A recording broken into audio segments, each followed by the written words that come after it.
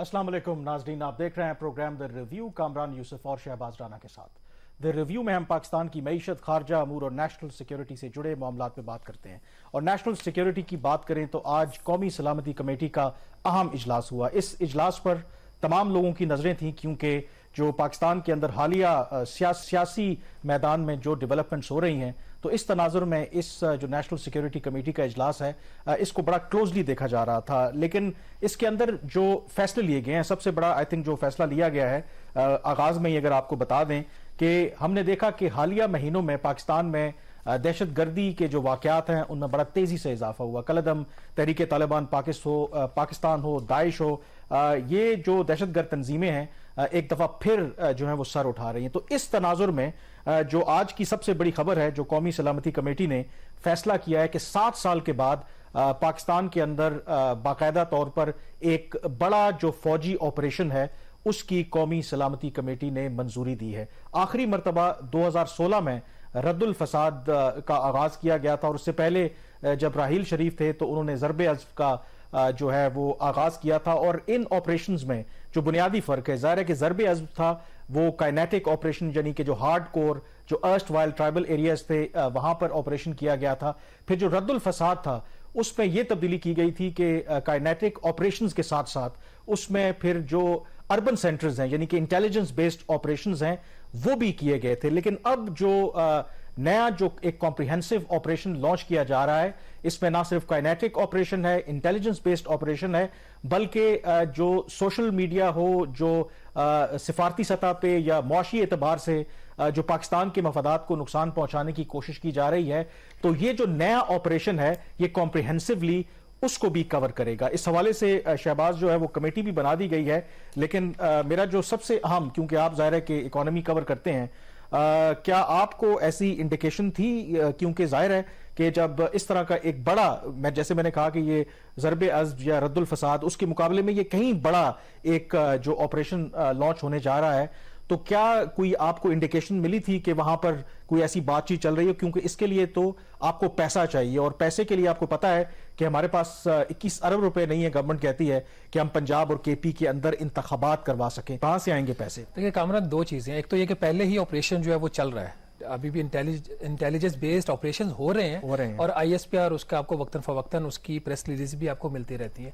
ये जो operation launch करने का फैसला हुआ है, ये जो प्रेस रिलीज जारी की है प्राइम मिनिस्टर ऑफिस में, उसकी जो बेस बनाई गई है जनवरी 2023 में जो पेशावर में इंसिडेंट हुआ था, खुद कुछ हमला हुआ था एक मस्जिद के ऊपर पेशावर पुलिस लाइंस में,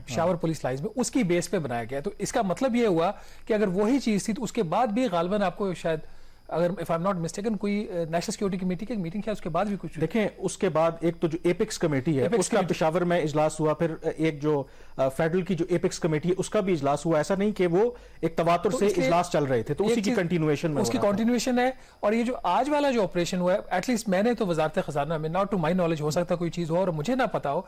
मैंने वजारत खजाना में ऐसी कोई चीज नहीं सुनी किस किस्म की किसी ऑपरेशन की बात हो रही है। अगर ये होती,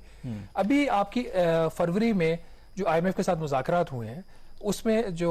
पाकिस्तान का फेडरल बजट है उसको रिवाइज किया गया, उसमें जो डिफेंस बजट उसमें कोई मेजर चेंज नहीं है। तो अगर इनकी कुछ प्लानिंग होती तो कम से कम ये IMF को भी बताते हैं कि हमारा डिफेंस का खर्चा बढ़ेगा। एक चीज, हैविंग सेड दैट, अब एक हुकूमत पाकिस्तान ने फैसला कर लिया और जो तमाम रियासती अदारे हैं वो वन पेज के ऊपर आ गए हैं, और इसका कमेटी भी बन गई। और इसमें जो अभी आप जो बात भी कर रहे थे, कमेटी ने 2 हफ्तों में रिपोर्ट देनी है। ये जब कमेटी 2 हफ्तों में रिपोर्ट देगी, ये बेसिकली ऑपरेशनल कमेटी है, तो उसमें फिर डिफेंस की जो फाइनेंसिंग नीड्स आएंगी ऑपरेशंस की, वो आएंगी। लेकिन उसके साथ ही कामरान, जो एक और जो चीज में गई ना, जो आपने भी कहा कि ये फिर ऑपरेशन सिर्फ लगता है इस दफा ये मिलिट्री वाला मैंने होगा। प्रोग्राम में आने से पहले वो यही किया, उन्होंने कहा कि ये whole of the nation approach होगी, और उसमें वो तमाम फैसेट्स, उसमें डिप्लोमेटिक सतह पे हो, सिक्योरिटी इकोनॉमिक सतह पे हो, वो कंप्रिहेंसिवली। इनका अगर पैराग्राफ नंबर 6 पढ़ ले रहे हैं इनकी प्रेस रिलीज का, उसके अंदर ये बात लिखी हुई है कि पाकिस्तान से हर तरह और हर किस्म की दहशतगर्दी के नासूर के खात्मे के लिए इस मजमूई और जामिया ऑपरेशन में सियासी, सफारती, सिक्योरिटी, मुआशी और समाजी सतह पर भी कोशिशें शामिल होंगी। मुझे ये लग रहा है कि ये सिर्फ बात अब एक मिलिट्री ऑपरेशन की नहीं है, ملٹری آپریشن کی نہیں، میں یہی آپ کو بتا رہا ہوں کہ یہ پھر سوشل میڈیا کے اوپر بھی جو کریک ڈاؤن لگتا ہے کہ جو پاکستان کے مفادات کو اگر جو لگتا ہے ہمارے سیکیورٹی اداروں کو نقصان پہنچا رہے ہیں تو ان کے خلاف بھی کریک ڈاؤن ہوگا. لیکن اس کے اندر ایک اور جو سب سے آئی تھنک اہم خبر ہے جو پہلے اس پلیٹ فارم پہ ہم ڈسکس کرتے رہے ہیں، میرے خیال میں بہت بڑی انڈائٹمنٹ ہے پچھلی اسٹیبلشمنٹ کی اور پچھلی حکومت کی. اس پریس ریلیز کے اندر میرے خیال میں یہ بہت انپریسیڈنٹڈ ہے، کیونکہ نیشنل سیکیورٹی کمیٹی کا مطلب ہے کہ اس میں تینوں سروسز چیفز ہوتے ہیں، اس میں انٹیلیجنس چیفز ہوتے ہیں، اس میں ظاہر ہے کہ پرائم منسٹر تو اس کو چیئر کرتے ہیں، کہ publicly for the first time acknowledge کیا گیا ہے کہ پاکستان میں جو دہشت گردی کے واقعات میں اضافہ ہوا اس کا جو لنک ہے وہ اس چیز سے ہے کہ جو عمران خان صاحب کی جب حکومت تھی اس وقت جو اسٹیبلشمنٹ تھی انہوں نے جو ٹی ٹی پی کے ساتھ مذاکرات کیے، اور بڑا میرے خیال میں انہوں نے یہاں پر جو سٹیٹمنٹ آئی ہے بڑا سٹرونگ، اس میں انہوں نے کہا ہے کہ کمیٹی نے دہشت گردی کی حالیہ لہر ٹی ٹی پی کے ساتھ نرم گوشہ اور عدم سوچ بچار پر مبنی پالیسی کا نتیجہ قرار دیا جو کہ عوامی توقعات اور خواہشات کے بالکل منافی ہے، جس کے نتیجے میں دہشت گردوں کو بلا رکاوٹ واپس آنے کی نہ صرف اجازت دی گئی بلکہ ٹی ٹی پی کے خطرناک دہشت گردوں کو اعتماد سازی کے نام پر جیلوں سے بھی رہا کر دیا گیا. واپس آنے والے ان خطرناک دہشت گردوں اور افغانستان میں بڑی تعداد میں موجود دہشت گرد تنظیموں کی طرف سے مدد ملنے کے نتیجے میں ملک میں امن و استحکام منتشر ہوا جو بے شمار قربانیوں اور مسلسل کاوشوں کا ثمر تھا. یہ بہت بڑی چارج شیٹ ہے. اگر تو عمران خان صاحب پرائم منسٹر تھے، ملٹری اسٹیبلشمنٹ اور پولیٹیکل لیڈرشپ، اور آپ یاد رکھیں کہ یہ بھی ایک انپریسیڈنٹڈ ہے، کیونکہ یوزلی یہ ہوتا ہے کہ آرمی چیف کوئی بھی ہو وہ جو اپنا پری ڈیسیسر ہوتا ہے یا ادارے کے جو بھی غلط فیصلے بھی ہوتے ہیں اس کو اون کرتے ہیں، لیکن یہاں پہ ایک کلیئر کٹ انہوں نے ایک فیصلہ لیا ہے کہ اگر ہمارے سے غلطی ہوئی تھی، ہمارے ادارے نے کوئی غلط فیصلہ لیا تھا تو اس کو اس میں پبلکلی ایکنالج کیا گیا. اور یہ اس بات کی انڈیکیشن ہے، ایون پروگرام میں آنے سے پہلے یہ مجھے پہلے بھی بہت سے لوگوں سے جو لوگ شاید جو موجودہ آرمی چیف ہیں ان کو قریب سے جانتے ہیں یا ان کو پتا ہے، تو وہ ہمیشہ یہی بات کہتے تھے کہ نیشنل سیکیورٹی کے حوالے سے جنرل عاصم منیر جو ہیں وہ بڑا کلیئر ہیڈڈ ہیں، لیکن ابھی تک وہ چیزیں ریفلیکٹ نہیں ہو رہی تھی. لیکن آج اس نیشنل سیکیورٹی کمیٹی کے اجلاس میں اور یہ اعلامیہ میں یہ کلیئر ہو گیا ہے کہ اگر ایک غلط پالیسی ایون ان کے اپنے ہی پری ڈیسیسرز اگر فالو کر رہے تھے تو اس کو انہوں نے یہاں پہ ایکنالج کیا کہ وہ غلط پالیسی تھی اور اس کو وہ اب انڈو کرنے کی کوشش کریں. آئی تھنک یہ بھی ایک بہت بڑی خبر ہے اس مطلب بات کریں تو. دوسرا جو بڑی چیز اس کے اندر اگر پریس ریلیز میں نظر آتی ہے نا آفٹر دی آپریشن، وہ یہ چیز ہے کہ جو ملٹری اسٹیبلشمنٹ اور پچھلی پولیٹیکل لیڈرشپ تھی کنٹری کی، ان کو انہوں نے ایک قسم کا چارج شیٹ کیا. کیا یہ بات یہاں پہ رکے گی یا اس کو کچھ کیسز میں کنورٹ کریں گے یا اس کی کوئی پبلک اس کے علاوہ کوئی اور اس کے اوپر کو دیکھنے والی بات ہے. بٹ کمیٹی نے مذمت بھی کی اس چیز کی کہ جو ملک کے ریاستی ادارے ہیں ان کے جو لیڈرشپ ہے، نام تو نہیں لیا لیکن ایک امپریشن یہ آ رہا ہے کہ chief of the army staff کے خلاف جو ایک کیمپین چلی ہے خاص طور پر آؤٹ آف کنٹری سے، اس کی نہ صرف مذمت کی گئی بلکہ ایکشن لینے کی بھی یہاں بھی یہ بات کریں. یہ انفیکٹ بلکہ وہ پیرا پڑھ بھی دیتے ہیں جس سے لوگوں کو ذرا کلیئرٹی ہو جائے گی کہ کمیٹی نے بڑھتی ہوئی نفرت انگیزی، معاشرے میں تقسیم اور درپردہ اہداف کی آڑ میں ریاستی اداروں اور ان کی قیادت کے خلاف بیرونی سپانسرڈ زہریلا پروپیگنڈا سوشل میڈیا پر پھیلانے کی کوششوں کی شدید مذمت کی اور کہا کہ اس سے قومی سلامتی متاثر ہوتی ہے. اور دیکھیں ڈیول لائز ان دا ڈیٹیل. اب ایک تاثر تو اگر آپ اس گورنمنٹ کو کہہ لیں یا اس گورنمنٹ میں جو موجود جماعتیں ہیں وہ تو الزام عائد کرتی ہیں نا کہ عمران خان صاحب ایک سپوائلر ہیں، ان کی جو پالیسی ہے وہ ڈیوائسو ہے، انہوں نے معاشرے کو تقسیم کیا ہے. اور اس میں بھی لگتا یہ ہے کہ جو سول اور جو ملٹری جو لیڈرشپ ہے they are on the same page. اور اس سے میرے خیال میں میسج شاید عمران خان صاحب کے لیے بھی ہے. اور اس میں جو ایک پولیٹیکل اینگل ہے نا کہ لوگ انتظار کر رہے تھے کہ آج کی نیشنل سیکیورٹی کمیٹی سے یہ واضح ہو جائے گا کہ کیا جو حالیہ دنوں میں اس گورنمنٹ نے سٹانس لیا ہے اگینسٹ دا سپریم کورٹ اور پنجاب کے اندر الیکشنز کے حوالے سے. مجھے لگتا ہے کہ ظاہر ہے کہ یہ نیشنل سیکیورٹی کمیٹی ہے، نیشنل سیکیورٹی کا فورم ہے، لیکن اگر آپ اس باریک بینی سے اس سٹیٹمنٹ کو دیکھیں، فوجی آپریشن یا کمپریہنسو آپریشن لانچ کرنے کا مطلب یہ ہے کہ ہو سکتا ہے کہ سپریم کورٹ کے اندر کل جب بھی یہ سماعت ہوگی تو گورنمنٹ یہ پلی لے گی کہ دیکھیں اب تو national security committee the highest forum انہوں نے ایکنالج کیا ہے کہ ایک بڑا آپریشن ہم نے لانچ کرنا ہے, اس کے لیے ہمیں پیسوں کی بھی ضرورت ہے, اس کے لیے ہمیں ریسورسز کی بھی ضرورت ہے, اور ایسی صورت میں پھر انتخابات کروانا جو ہے وہ ممکن نہیں ہے. تو مجھے لگتا ہے ساری جو گیم ہے یا پلاننگ ہے وہ اس سائڈ پہ جا رہی ہے یا جہاں استعمال کر سکتی ہے اس کو. جو پریس ریلیز ایک تو انہوں نے کافی لیٹ کی, اس پہ بھی اس کی کچھ وجوہات ہیں, غالباً انٹرنل اس چیز پہ کوئی اتفاق نہیں ہو رہا تھا کہ جو آپریشن ہے اس کا نام کیا رکھا جائے گا. تو آپ کو یاد ہے جب مریم اورنگزیب نے پریس کانفرنس کی تو انہوں نے کہا 15 منٹ میں اس کی پریس سٹیٹمنٹ ہم جاری کریں, تو 15 منٹ میں تو اس کے میرے خیال 2 یا 3 گھنٹے کے بعد, اور وہ تو افطار سے پہلے انہوں نے افطار سے پہلے جب ہم نے چیک کیا تو ہمیں بتایا کہ کچھ چیزوں کے اوپر جو لینگویج تھی, یہ جو اعلامیہ انہوں نے جاری کیا ہے پرائم منسٹر آفس میں, اس کی جو لینگویج کے اوپر کچھ اتفاق نہیں تھا, اور اتفاق نہ ہو سکا میرا خیال پھر وہ جو ورڈ تھا وہ اس میں سے ڈیلیٹ کر دیا گیا, اور یہ جو اب کمیٹی بنی ہے میرا خیال اس فورم کو یہ انہوں نے یہ معاملہ ہینڈ اوور کر دیا کہ وہ اس آپریشن کا جو نام ہے وہ یہ فورم تجویز کرے گی. لیکن کامران یہ جو مریم اورنگزیب کی پریس کانفرنس تھی, جو سارا مدعا تھا اس کا ایک بات پہ پھر آ کے ختم ہوا کہ وفاقی حکومت نے باقاعدہ طور پر چیف جسٹس آف پاکستان سے آج مطالبہ کر دیا ہے کہ وہ ریزائن کر دیں, وہ کنٹروورشل ہو گئے ہیں. انہوں نے اس کو بیس بنایا ہے جسٹس اطہر من اللہ کی جو ججمنٹ ہے, جس میں انہوں نے کہا کہ وہ انہوں نے اپنے آپ کو ڈس ایسوسیٹ نہیں کیا تھا, ان کی طرف سے آیا تھا کہ ڈس ایسوسیٹ تو بینچ سے انہوں نے کیا ہی نہیں اپنے آپ کو. تو وہ جو میجورٹی کا ایک آرگومنٹ حکومت کا تھا اس کو بہت بڑی تقویت ملی ہے, اس کو انڈورسمنٹ ملی ہے آج سپریم کورٹ کی طرف سے. تو اب لگ ایسے رہا ہے الیکشن نہیں ہوں گے,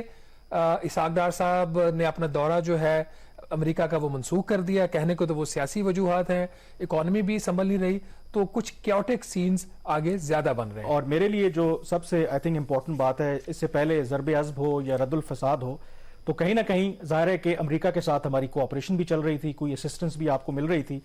اس موقع پر جب ہم ایک نیا آپریشن لانچ کرنے جا رہے ہیں تو پاکستان کی جو معاشی صورتحال ہے وہ تو پتہ ہے آپ ہمارے سامنے, اور آگے چل کے ہم اس پہ بات بھی کریں گے. تو یہ سب سے اہم سوال ہوگا کہ یہ جو ریسورسز, اگر اتنے بڑے لیول پہ ہم کوئی آپریشن کرنے جا رہے ہیں تو اس کے ریسورسز کہاں سے آئیں گے ایک ایسے موقع پر جب ہمیں ایک ایک پائی کی ضرورت ہے. یہ ایک بہت بڑا آئی تھنک سوالیہ نشان ہے, اور لیٹ سی کہ یہ جو کمیٹی بنائی گئی ہے آئندہ آنے والے دنوں میں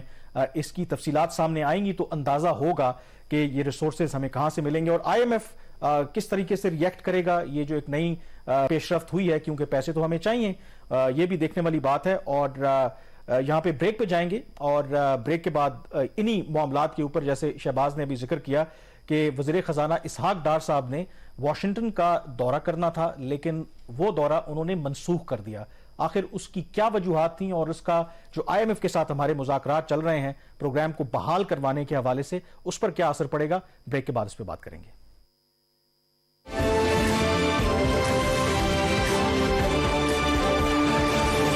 جی, بریک کے بعد ایک دفعہ پھر آپ کو خوش آمدید کہتے ہیں. وزیر خزانہ اسحاق ڈار صاحب نے اگلے ہفتے جانا تھا امریکہ. جی ہاں, انہوں نے وہاں پر جو سپرنگ میٹنگز ہیں آئی ایم ایف اور ورلڈ بینک کی وہ اٹینڈ کرنی تھی, اور ان کی سائیڈ لائنز پر ظاہر ہے کہ جو انٹرنیشنل فائنینشیل انسٹیٹیوشنز ہیں ان کے جو نمائندے ہیں, اس کے علاوہ جو باقی دنیا کے جو ریپرزنٹیٹیوز ہیں ان کے ساتھ بھی ان کی ملاقاتیں ہونی تھیں, لیکن وہ اب اس دورے پر نہیں جا رہے. وہ کیوں نہیں جا رہے, اس کی کیا وجوہات ہیں؟ شہباز, آپ نے سٹوری بھی کی ہے, اور میرا بھی یہی خیال ہے کہ اس وقت آپ کو پتہ ہے جیسے آج بھی قومی سلامتی کمیٹی کا اجلاس ہوا اور اس میں بھی اسحاق ڈار صاحب موجود تھے, تو لگتا یہ ہے کہ اگین حالانکہ اس وقت نمبر 1 ایشو تو ہے پاکستان کی معیشت, لیکن جو سیاست ہے لگتا ہے کہ وہ معیشت کو کسی طرف لگنے نہیں دے گی. تو ڈو یو تھنک کہ یہ وزٹ انہوں نے کینسل کر کے ٹھیک کیا ہے, کیونکہ سیاست تو چلتی رہے گی. اس وقت ایشو یہی ہے کہ آئی ایم ایف کا پروگرام ابھی تک پھنسا ہوا ہے, ہمیں پیسوں کی ضرورت ہے. اگر وہاں پہ وہ جاتے تو آئی ایم ایف کے حکام سے بات ہوتی, امریکی حکام سے بات ہوتی, تو شاید کچھ چیزیں آگے بڑھ سکتی, کچھ پروگریس ہو سکتی. تو اس فیصلے کی منطق کیا ہے, سیاست جو بھی ہو رہی ہے؟ بات کرنے کے لیے ملاقات کا ہونا ضروری ہے امریکی حکام سے. اگر آپ ایجنڈا دیکھیں اسحاق ڈار صاحب کی, وہاں پہ جو اسکیجول تھا ان کا پورے ہفتے کا, تو اس میں بہت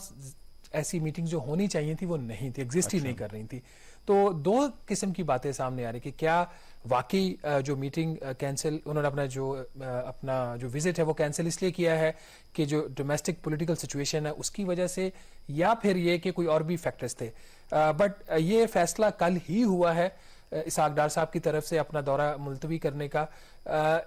اور اس فیصلے سے پہلے ان کی ایک ملاقات ہوئی تھی امریکن ایمبیسڈر سے. تو باقاعدہ جو فیصلہ ہوا ہے وہ میرے ذرائع کے مطابق کل شام کو ہوا ہے. ایک اور جو میرے ذریعے ہیں انہوں نے یہ بتایا کہ ڈار صاحب نے تقریباً 1 ماہ پہلے انہوں نے انڈیکیشن دی تھی کہ شاید وہ اس دفعہ جو اسپرنگ میٹنگز ہیں وہاں پہ نہ جا سکے. اب یہ جو سیلف پلیٹ فارم ہے اس کی کیا اہمیت ہے؟ یہ جو 2 ان کے اینول اس طرح کے اجلاس ہوتے ہیں, ایک ان کا ہوتا ہے اکتوبر میں ورلڈ بینک IMF کا جوائنٹ جو کہ ان کی اینول میٹنگز ہوتی ہیں ہر سال, اور پھر یہ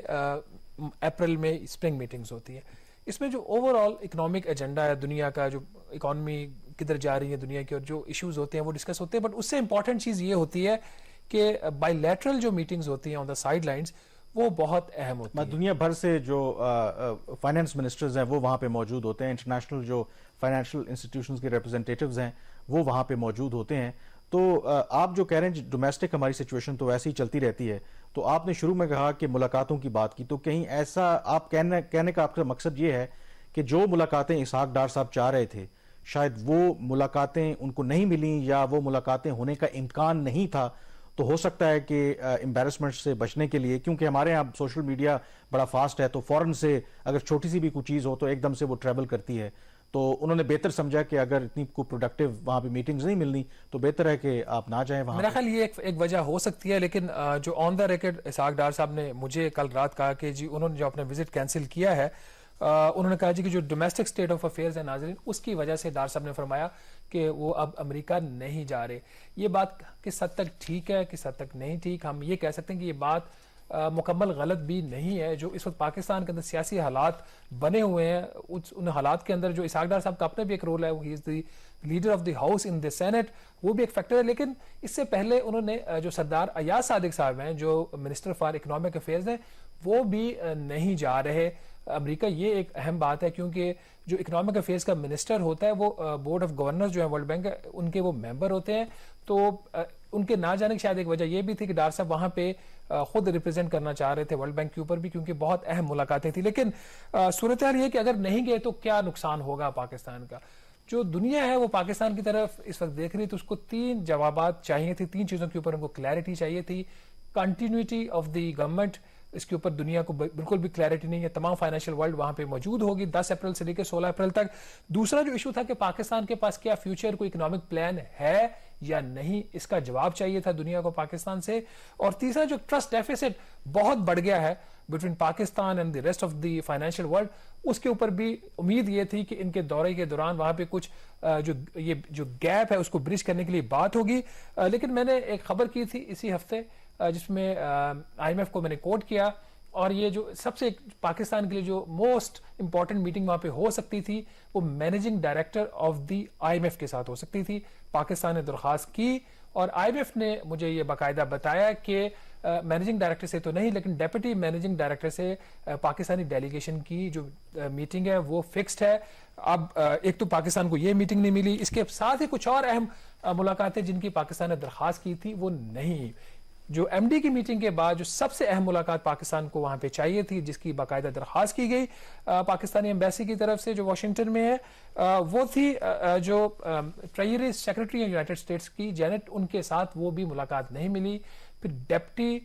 جو سیکرٹری ہیں ڈپارٹمنٹ آف اسٹیٹ کی, ان کے ساتھ ملاقات کی ریکویسٹ کی گئی, وہ بھی ملاقات نہیں ملی. پھر ایک ریکویسٹ پاکستان کی طرف سے یہ کی گئی کہ جو USAID ہے ان کا جو ڈیولپمنٹ ادارہ ہے جو ایڈ دیتا ہے, ان کے جو ایڈمنسٹریٹر ہیں خاتون, ان کے ساتھ ملاقات کی درخواست کی گئی. وہ ملاقات بھی پاکستان کو نہیں وہاں پہ ہوئی, بلکہ ان کی جگہ پہ ایک اسسٹنٹ ایڈمنسٹریٹر جو صرف ساؤتھ ایشیا لیول کو ڈیل کرتے ہیں, ان کی ملاقات وہاں پہ انڈیکیٹ کی گئی پاکستان کو. تو جو وہ تمام اہم ملاقاتیں ہونی تھی کامران وہ نہیں ہوئی, لیکن کچھ ایسی ملاقاتیں بھی تھیں جو طے تھیں اور نہیں ہو سکیں گی. ظاہر ہے کہ جب وہ جا نہیں رہے تو جب وہ جا نہیں رہے تھے. اس کے اندر 3-4 جو ایونٹس ہیں اس کو میرا خیال ہے کہ وہ پاکستان کے لیے شاید ایک قسم کا لاس بھی ہوگا.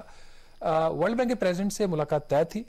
اس کے ساتھ ہی ایشین ڈیولپمنٹ بینک کے پریزیڈنٹ سے ملاقات طے تھی, اور تیسرے ایشین انفراسٹرکچر انویسٹمنٹ بینک کے پریزیڈنٹ ان سے بھی ملاقات طے تھی. اب یہ تینوں ملاقاتیں جو ہیں وہ اس طریقے سے آفیشیلی ابھی تک ہم کہہ تو نہیں سکتے کینسل ہوئی ہیں یا نہیں ہوئی. جو پروٹوکول یہ ڈیمانڈ کرتا ہے کہ وہ شاید اب ملاقاتیں جو ہیں کچھ ہوں اور کچھ نہ ہو, کیونکہ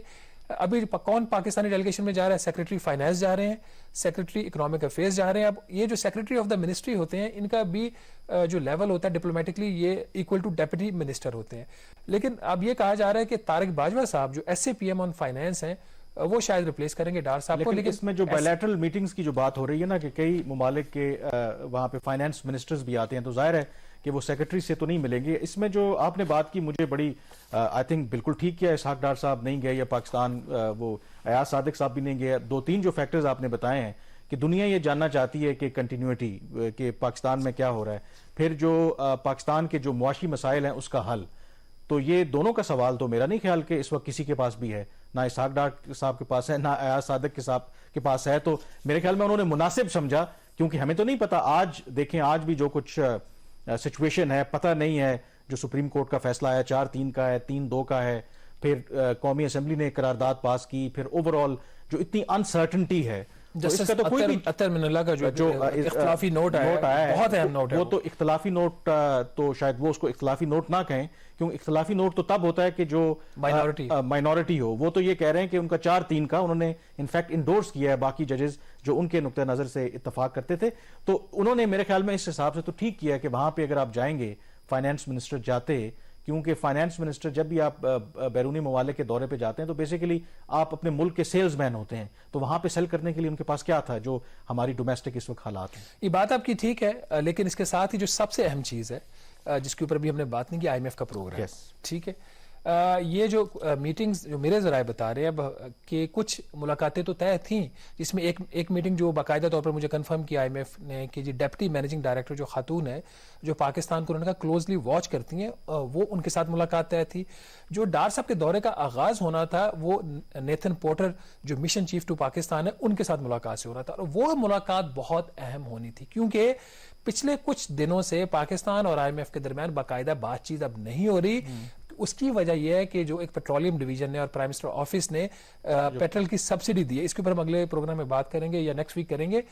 کہ وہ ایک بہت بڑا ایک سیٹ بیک ہے ان ریلیشنز میں. ایک وہ اگر میٹنگ ہو جاتی نیتھن پورٹر سے فیس ٹو فیس تو شاید کچھ چیزیں بہتر ہو جاتی. پھر جو director for Central Asian Middle East department ہیں جو نیتھن کے بھی ان کے وہاں پہ باس ہیں, سینئر ہیں, ان کے ساتھ ایک ملاقات طے تھی جہاد اظہر کے ساتھ, وہ نہیں ہوئی. پھر ایک آئی ایم ایف کے فسکل ڈپارٹمنٹ کے ساتھ ایک ملاقات طے ہے, اب وہ ہوتی ہے یا نہیں, ہو سکتا ہے وہ سیکٹری لیول پہ ہو جائے. پھر ان کی بہت ساری کریڈٹ ریٹنگ ایجنسیز, پاکستان کو اس وقت ڈاؤن گریڈ کیا ہوا ہے دنیا نے, جو انٹرنیشنل کریڈٹ ریٹنگ ایجنسیز ہیں 3, ہماری جنک ریٹنگ ہے, ہم دنیا میں کسی جگہ سے جا کے قرضہ نہیں لے سکتے. تو یہ ساری ملاقاتیں بہت اہم. یہ جو تمام جو باتیں ہیں اور اس کی امپورٹنس ہے وہ تو اسحاق ڈار صاحب بھی آئی ایم شور کہ جانتے ہوں گے, ان کو میرے سے زیادہ جانتے ہیں, بالکل جانتے ہیں. تو اس کی فلپ سائڈ کہیں یہ تو نہیں ہے کہ کہیں نہ کہیں ہم مایوس ہو گئے یا اسحاق ڈار صاحب بھی کہیں وہ گیو اپ کرتے نظر آ رہے ہیں کہ شاید آئی ایم ایف کی یہ ڈیل تھرو نہ ہو, تو ان ملاقاتوں کا کوئی فائدہ نہیں ہے. دیکھیے آئی ایم ایف کی ڈیل کے اندر 2 رکاوٹیں ہیں. ایک کے اوپر تو پارشل یا کہہ سکتے ہیں سگنیفیکنٹ ڈیولپمنٹ ہوئی. اس ہفتے اسٹیٹمنٹ آئی, میں نے بھی ذرائع سے خبر کی, پھر بعد میں ڈاکٹر عائشہ پاشا جو وزیر مملکت ہیں انہوں نے اس پہ اسٹیٹمنٹ دی کہ سعودی عرب نے آئی ایم ایف کو کنفرم کر دیا ہے کہ وہ پاکستان کو $2 ارب کا قرضہ دینے کو تیار ہے. اب یہ ہمارا دعویٰ ہے, ٹھیک ہے, بٹ میں فیس ویلیو پہ لوں گا کہ ٹھیک ہے, میں نے پھر ذرائع سے چیک بھی ان کا ہاں ہے, لیکن آئی ایم ایف کی طرف سے اس کے اوپر ابھی تک کوئی بات نہیں ہے. $2 ارب کا ملنے کا مقصد یہ ہے کہ آپ کا تقریباً 1/3 جو فائنینسنگ گیپ ہے وہ کور ہو جاتا ہے. بٹ یہ جو دورہ تھا جس میں ورلڈ بینک کے پریزیڈنٹ سے ملاقات ہونی تھی ڈار صاحب کی, اس کے اندر ڈار صاحب نے جو مجھے ذرائع بتا رہے ہیں انہوں نے یہ بھی ورلڈ بینک کے پریزیڈنٹ سے ریکویسٹ کرنی تھی کہ ایک اور $45 کروڑ کا قرضہ ورلڈ بینک نے اپروو کرنا. انہوں نے ان سے ریکویسٹ یہ کرنی تھی کہ اس کی ہم نے تمام شرائط پوری کر لی ہیں, آپ اس قرضے کو جو ورلڈ بینک نے ایک اور قرضہ جو $600 ملین کا جس کے ہم نے اوپر وہ خبر بھی کی تھی انہوں نے ڈیلے کر دیا $1.1 بلین, ان دونوں کو آپ سیپریٹ کر دیں اور یہ والا جو $45 کروڑ ہے یہ اپروو کر دیں. یہ اگر ہو جاتا تو AIIB جو ایشین انفراسٹرکچر انویسٹمنٹ بینک ہے اس سے بھی $45 کروڑ مل جاتا, تو یہ بڑا اہم تھا بٹ نہیں ہو سکا. اب دیکھتے ہیں پروگرام کس سمت میں جا رہا ہے, لیکن جب تک یہ $6 ارب میں سے $3 ارب ارینج نہیں ہوگا باقاعدہ, اور اس کے ساتھ پیٹرول سبسڈی واپس نہیں ہوگی, اور تیسری چیز جو شرح سود میں ابھی اضافہ ہوا وہ صرف 1% ہوا ہے. اور اس پہ مجھے کلیئرٹی نہیں ہے کہ آئی ایم ایف ابھی 1 پہ ماننے گا یعنی نہیں ماننے گا, تو 3 چیزیں جو ہے نا ابھی آپ سمجھے کہ آؤٹ اسٹینڈنگ ہے. بالکل, اور آئی ایم ایف کا ابھی تک کا جو ٹریک ریکارڈ ہے انہوں نے یہی واضح کیا ہے کہ وہ کسی بھی طرح سے اپنی جو شرائط ہیں ان کو نرم کرنے کے لیے تیار نہیں ہوتے. رہی بات سعودی عرب کی، شہباز نے بالکل ذکر کیا کہ $2 ارب دینے کی انہوں نے IMF کو یقین دہانی کروائی ہے، اور جو مجھے سفارتی ذرائع نے بتایا ہے کہ ڈیفینیٹلی سعودی عرب نے لیکن ساتھ یہ بھی پاکستانی حکام سے کہا ہے کہ اس بارے میں آپ کے ساتھ کچھ ٹیکنیکل ڈیٹیلز جو ہیں ہم نے طے کرنی ہے کہ یہ $2 ارب جو ہیں ہم اگر آپ کو دیں گے آپ ہمیں واپس کیسے کریں گے. تو یہ اب ہمارے جو دوست ممالک ہیں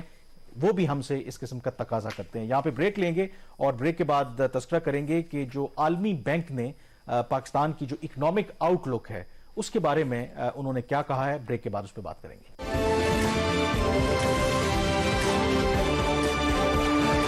بریک کے بعد ایک دفعہ پھر آپ کو خوش آمدید کہتے ہیں. پاکستان کی معاشی صورتحال تو ہمارے سامنے ہے. اب جو انٹرنیشنل فائنینشل انسٹیٹیوشنز ہیں وہ بھی ظاہر ہے کہ کوئی حوصلہ افزا بات نہیں کر رہے. ہم نے دیکھا کہ ورلڈ بینک کی رپورٹ سامنے آئی ہے جس میں سب سے میرے خیال میں حیران ہونے والی بات بھی نہیں ہے. جو پاکستان کی معیشت کی اس وقت صورتحال ہے انہوں نے اس خدشے کا اظہار کیا ہے کہ پاکستان میں 40 لاکھ جو لوگ ہیں مزید وہ غربت کی لکیر سے نیچے چلے جائیں گے. تو شہباز یہ میرا نہیں خیال کہ یہ حیران کن فگر ہے جو اس وقت دیکھیں جو اس مالی سال میں جو مہنگائی کے ریکارڈ ٹوٹے، جس طریقے سے انٹرسٹ ریٹس اوپر جا رہے ہیں، روپے کی قدر میں جس طریقے سے کمی ہوئی ہے، انڈسٹری بند ہو رہی ہے. تو ڈو یو تھنک کہ یہ جو ورلڈ بینک کا جو نمبر ہے یہ کلوز ٹو ریالٹی ہے؟ میرا خیال یہ ابھی بھی کنزرویٹو نمبر مجھے لگ رہا ہے. 40 لاکھ لوگوں کا غربت میں ان کے مزید وہ اس میں وہ غربت کی لکیر سے نیچے چلے جائیں گے. پہلے جو اس وقت جو ریشو ہے وہ کوئی 36.2% ہے. اب وہ نمبر بڑھ کر 1%، صرف 1% اس میں اضافہ ہونے سے اس پاورٹی لیول کے تقریباً 40 لاکھ افراد مزید اس لکیر سے نیچے چلے جائیں گے. اور کس بیس کے اوپر یہ ورلڈ بینک نے نمبر نکالا ہے؟ بینچ مارک کیا ہے؟ اس کا جو بینچ مارک ہے وہ $3.65 پر ڈے آمدن کا ہے، جو آج کے ایکسچینج ریٹ کے اوپر ہر وہ پاکستانی جس کی آمدن تقریباً $1040 یومیہ ہے، اگر اس کی اتنی آمدن ہے تو وہ لو مڈل انکم گروپ میں فال کرتا ہے. اگر اس کی آمدن سے کم ہے تو وہ غریب کاؤنٹ ہوگا. اور یہ آپ کو پتا $1000 کیا ہے؟ کچھ مطلب 30,000 روپے تو آپ کی کلوز ٹو آپ کی منیمم ویج آ گیا نا. یہ تو غریب ترین ہے، یہ وہ طبقہ ہے. تو اس کے اوپر بھی تقریباً اس لیول کے اوپر اگر آپ اس کو مڈل کلاس کے اوپر لے جائیں، اپر مڈل کے اوپر لے جائیں، اپر پہ تو نہ لے جائیں، مڈل پہ لے جائیں، تو آپ دیکھیں یہ ریشو کہاں چلی جائے گی. 40 لاکھ تو صرف اس لیول پہ انہوں نے نکالا ہے. تو صورتحال انتہائی تشویشناک ہے. اکنامک انڈیکیٹرز جو بہت زیادہ خراب ہو رہے ہیں. جو ورلڈ بینک نے اس ہفتے رپورٹ دی ہے پاکستان ڈیولپمنٹ اپ ڈیٹ، یہ ان کا اینول فیچر ہو گیا ہے، بڑی اس میں بولڈ لینگویج استعمال ہوئی ہے اور بڑے انہوں نے انڈیکیشن دیے ہیں کہ پاکستان کو کیا کرنا ہے اور کیا نہیں کرنا. جو سب سے زیادہ سٹرانگ ان کا کامران انہوں نے ایمفیسائز کیا وہ اس چیز کے اوپر کیا ہے کہ پاکستان کو IMF کے پروگرام میں ہر حال میں رہنا ہے. کیوں رہنا ہے؟ اگر پاکستان چاہتا ہے کہ اس کی اکنامک وائبلٹی رہے، اگر پاکستان یہ چاہتا ہے کہ اس کا جو ڈیٹ کا کرائسس ہے وہ ٹریگر نہ ہو اور ڈیفالٹ نہ کرے پاکستان، تو IMF کے پروگرام میں امپلیمنٹ کرنا ہے. ناظرین، اگر پاکستان IMF کے پروگرام میں رہتا بھی ہے تو کیا بہت ہی اچھی صورتحال ہے. یہ ذرا دیکھ لیتے ہیں کہ ورلڈ بینک نے کیا فورکاسٹ کیا ہے. یہ اچھی صورتحال اس کے مقابلے میں اگر ہم نہیں رہتے تو حالات اس سے بھی زیادہ خراب ہوں گے. ورلڈ بینک یہ کہہ رہا ہے کہ اس مالی سال میں جو پاکستان کی اکنامک گروتھ کی شرح ہے وہ صرف 0.4%، یا آپ سمجھے کہ نہ ہونے کے برابر گروتھ ہے، اور اگلے سال صرف وہ بات کر رہے ہیں 2% GDP گروتھ ریٹ کی. اب اس کے اندر جو ایگریکلچر سیکٹر ہے وہ سب سے زیادہ افیکٹ ہوا ہے اور اس کے اندر -1% انہوں نے کانٹریکشن کی بات کر رہے ہیں. اور یہ اس کے بہت بڑا فیکٹر اس میں سیلاب تھے، لیکن یہ 12 سال میں پہلی دفعہ ہوگا کہ -1%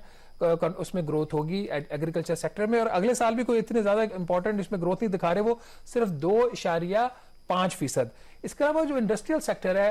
جو بہت زیادہ افیکٹ ہوا ہے اکنامک کرائسس کی وجہ سے، امپورٹس کے اوپر ریسٹرکشنز، شرح سود میں اضافہ اور بہت سارے فیکٹرز، ٹیکسز میں اضافہ، اس کے اندر بھی 2.3% منفی گروتھ کی بات ہو رہی ہے اس مالی سال میں. اور جو اگلے سال صرف 1.5% پازیٹیو ہوگی، اور سروسز میں بھی صرف 1.8% گروتھ معمولی سے دکھا رہے. اس کی وجہ سے اوور آل 0.4% گروتھ ریٹ آئے گا. زیادہ جو امپورٹنٹ نمبر جو میرا اور آپ کا جس میں زیادہ انٹرسٹ ہوتا ہے، دوسرا نمبر گروتھ GDP گروتھ کے بعد، وہ ہے مہنگائی کی شرح. مہنگائی کی شرح ایوریج جو ابھی اس نے فورکاسٹ کیا وہ 29.5% ورلڈ بینک کی فورکاسٹ اس مالی سال کی ہے. ایوریج کا مطلب یہ ہے کہ یہ 35-36% کے اوپر ہی رہے گی اینول بیس کے اوپر. اور اس سے جو بری خبر ہے وہ یہ ہے کہ اگلے مالی سال میں مہنگائی کی شرح کی جو فور کاسٹ ہے ورلڈ بینک کی 18.5% ہے. تو یہ وہ انڈیکیٹرز ہیں جو آپ کو بتاتے ہیں کہ پاکستان کی صورتحال انتہائی تشویشناک ہے. نہ گروتھ ہو رہی ہے, نہ مہنگائی آگے کم ہونے جا رہی ہے, اور باقی جو غربت کے نمبرز آپ کے سامنے ہم نے آپ کے رکھ دیے ہیں. ڈیٹ کرائسس جو ہے وہ ایک سویئر پاکستان میں کامران اب ایک ٹریگر ہو سکتا ہے. میرے خیال میں یہ آپ ایک ہی گو میں اتنی بری خبریں لوگوں کو سنا رہی ہیں, تو میرے خیال میں یہاں پہ ایک بریک بنتا ہے, تھوڑا سا بریک لیتے ہیں, اور بریک کے بعد بھی میرے خیال میں یہ رپورٹ ابھی کمپلیٹ نہیں ہوئی, اس میں اور بھی کچھ ایسے اعداد و شمار ہیں جو یقینی طور پر ہم ایز اے پاکستانی ہمارے لیے ڈیفینیٹلی ایک تشویشناک بات ہے, لیکن بریک کے بعد اس پہ بات کریں گے.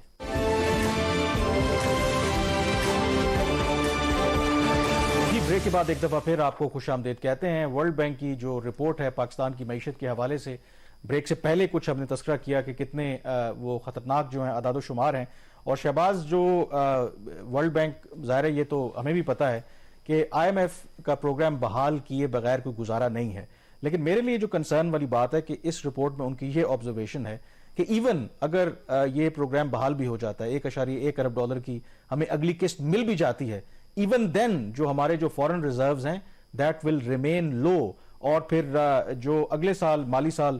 یا جو اس سے جو ہماری ریکوائرمنٹ ہے ایکسٹرنل وہ کوئی 29 ارب ڈالر کی ہے. تو even with I M F program حالات کچھ بہتر ہوتے نظر نہیں آ رہے, تو ہوگا کیا؟ میں آپ کو یہ کہہ رہا ہوں نا کہ جو انڈیکیٹرز ہم بتا رہے ہیں وہ اس صورت میں جب آئی ایم ایف ہو جاتا ہے, اور اگر آئی ایم ایف نہیں ہوتا کیا ہوگا؟ لیک آف کانفیڈنس, اس کے بعد انویسٹرز کا کانفیڈنس لوز ہوگا, کنزیومرز کا کانفیڈنس لوز ہوگا, جو قرضوں کی واپسی ہے وہ مشکل ہو جائے گی. اور جو سب سے بڑے جو خطرات کہہ رہا ہے ورلڈ بینک اپنی رپورٹ کے اندر کہ اگر آپ کے قرضے رول اوور نہیں ہوتے, ری فائنینس نہیں ہوتے اور نئے قرضے نہیں ملتے, تو پاکستان ایک شدید ترین مشکلات کا شکار ہو جائے گا. اور سب سے دوسری بڑی بات یہ ہے کہ اس وقت جو بھی کرائسس پاکستان فیس کر رہا ہے, چاہے وہ سیلاب کی وجہ سے ہو, تاریخی تھا پاکستان کے لاسز اس میں ہوئے, آپ کے اکنامک کرائسس ہے, اکنامک انسٹیبلٹی ہے, پولیٹیکل انسٹیبلٹی ہے, جوڈیشل کرائسس پیدا ہو گیا ہے. ورلڈ بینک یہ کہہ رہا ہے کہ اگر کوئی ایک اور کرائسس پاکستان کو ہٹ کرتا ہے, چاہے انٹرنل یا ایکسٹرنل, فار ایگزامپل اب عالمی منڈی میں تیل کی قیمتیں پھر اوپر جانا شروع ہو گئی ہیں, تو پاکستانیز اور پاکستانی اکانومی وہ کرائسس افورڈ کرنے کی پوزیشن میں اس لیے نہیں ہے کہ ہمارے پاس کوئی کشن نہیں ہے, کوئی بفر نہیں ہے جو اس کو ہمیں سروائیو اس سے کروا سکے. تو بہت ہی کشیدہ صورتحال بنتی جا رہی ہے. انہوں نے لیکن کچھ ریکمنڈیشنز بھی دی ہیں نا, اور وہ ہم کو امپلیمنٹ کریں گے, جس طرح امپورٹس کے اوپر ہم نے ریسٹرکشنز لگائی ہوئی ہیں, اور جو پیسہ جو فورن کمپنیز پاکستان کے اندر کام کرتی ہیں ان کو ڈالرز باہر نہیں لے جانے دیتے. ایک طرف یہ کہہ رہے ہیں کہ ہمارے پاس پاکستان کے ریزروز جو ہیں وہ کم ہو رہے ہیں, ارجنٹ ہمیں قرضوں کی ضرورت ہے. دوسری طرف یہ کہہ رہے ہیں کہ ایل سیز کھولنے دیں, امپورٹ پہ ریسٹرکشنز ختم کرنے دیں, یہاں سے لوگوں کو جو فورن انویسٹرز ہیں پیسہ باہر واپس لے جانے دیں. اگر ہم نے سارا کام کیا تو پھر تو اگر 1 مہینے کے بعد ہم نے ڈیفالٹ کرنا ہے تو لگتا ہے کل ہی کر جائیں گے. دیکھیے وہ تو اس صورت پہ کہہ رہے ہیں نا کہ بہت ساری چیزیں, ان کا یہ خیال ہے کہ جب آپ یہ ریسٹرکشنز ہٹائیں گے لوگوں کے کانفیڈنس میں اضافہ ہوگا, کچھ آپ انٹرسٹ ریٹ بھی بڑھا رہے ہیں اس سے آپ کو فوراً کچھ مل جائیں گے ایڈیشنل انفلوز, بٹ یہ ہوتا ہوا نظر نہیں آ رہا ہے جس قسم کی صورتحال. خاص طور پر آپ دیکھیں جب اسحاق ڈار صاحب نے اپنا دورہ جو ہے وہ انہوں نے بالکل منسوخ کر دیا ہے, تو اس کے بعد تو کیا صورتحال بنتی ہے, لوگوں کو کیا اعتماد میں رہے گا. آپ نے میٹنگ ساری طے کی ہوئی تھی وہاں پہ. اب جو نقصان ہوا جس کی طرف آپ کہہ رہے ہیں کہ جو انہوں نے ریسٹرکشنز لگائی ہیں, جو انویسٹر ہے پاکستان میں باہر سے آ کے کام کر رہا ہے, اور پاکستانی انویسٹر بھی اس رپورٹ کے مطابق اس کا جو کانفیڈنس وہ بہت بری طرح شیکن ہوا ہے. اور اس کے 3-4 وہ بڑے فیکٹرز بتا رہے ہیں. ایک تو یہ کہہ رہے ہیں کہ جو امپورٹ آپ نے کنٹرولز لگا دیے, خاص دوسرا وہ کہہ رہے ہیں کہ جو ڈالر کا آؤٹ فلو ہے, جو غیر ملکی سرمایہ کار جس نے پاکستان میں پیسہ لگایا اور اس کا جو منافع ہے وہ تو اس نے باہر لے کے جانا ہے, اس کے اوپر آپ نے قدغن لگائی ہوئی ہے. پھر ان کی جو بوروئنگ کاسٹ ہے وہ بڑھ گئی ہے, 21% شرح سود بینک نے اسٹیٹ بینک نے مقرر کی ہے, تو قرضہ لینا تو آپ کو 21% سے زیادہ ہی ملے گا.